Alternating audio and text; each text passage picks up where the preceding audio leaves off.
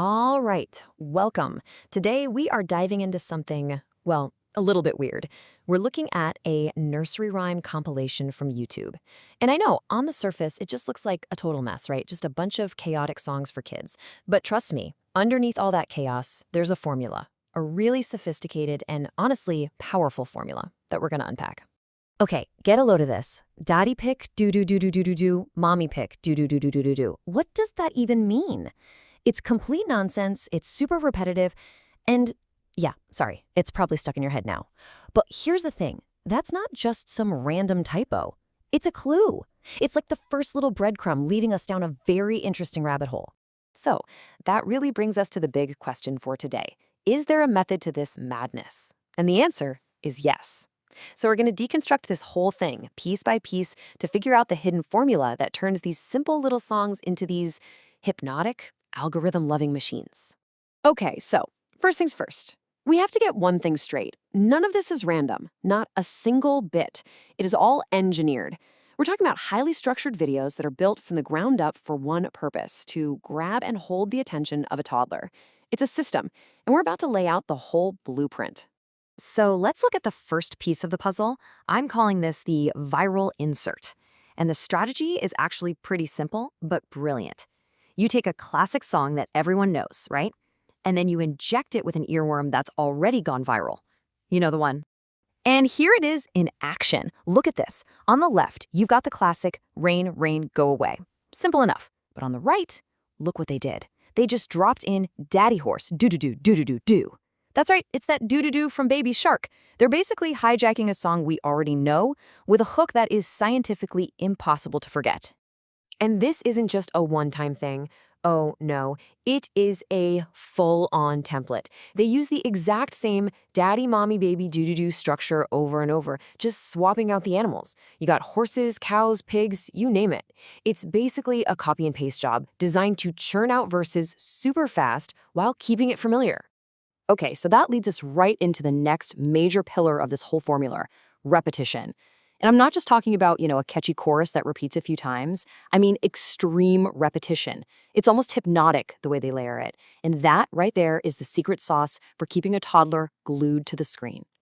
Just think about this number for a second. 7. Why 7? Well, in the source video we're looking at, they sing the Humpty Dumpty song 7 times in a row, back to back. The only thing that changes is a little sound at the end like, oh no, or yay. That's it. 7 straight identical verses.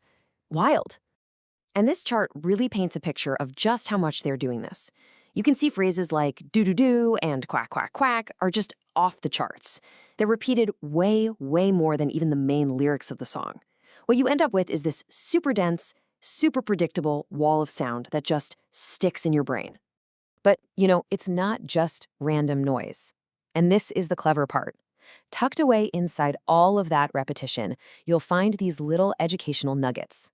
And this is key, because it gives the whole thing a layer of value for parents. It makes it feel less like a mindless distraction and more like, oh, my kid is learning. A perfect example is Five Little Ducks. If you look at it, it's actually a little 3-act story. Act 1, the 5 ducks head out. Act 2, the drama. They disappear one by one. 4, 3, 2, 1. And then Act 3, the happy ending. They all come back. It's a simple little story arc, but it's also sneakily teaching kids how to count down. And then you get these little bonus drops. Right in the middle of a song, out of nowhere, you'll just hear a list of colors. Yellow, red, blue, green, pink, or a quick count to 5. They're just simple little educational inserts that beef up the learning angle without them having to create any new music or anything.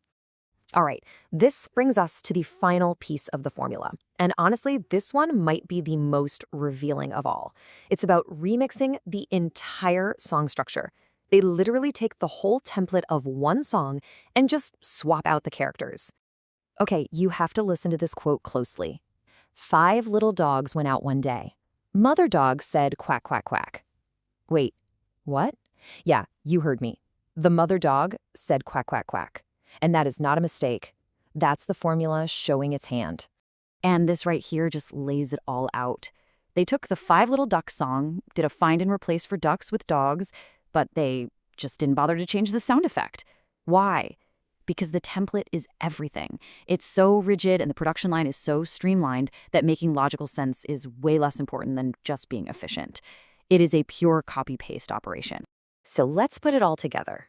What is the YouTube nursery rhyme formula? Well, it's a method where you take classic tunes, inject them with viral hits, and then repeat, repeat, repeat until it's hypnotic. Then you sprinkle in some easy educational bits like colors and numbers, and you build it all on a super rigid copy-paste template with interchangeable characters so you can make tons of it really fast. And all of this kind of leaves us with one big, fascinating, and maybe a little unsettling question. When the stuff our kids watch is so heavily shaped by what works for an algorithm, what's the most repetitive, the most hypnotic, the most efficient, what is childhood actually going to sound like in the future? It's definitely something to think about.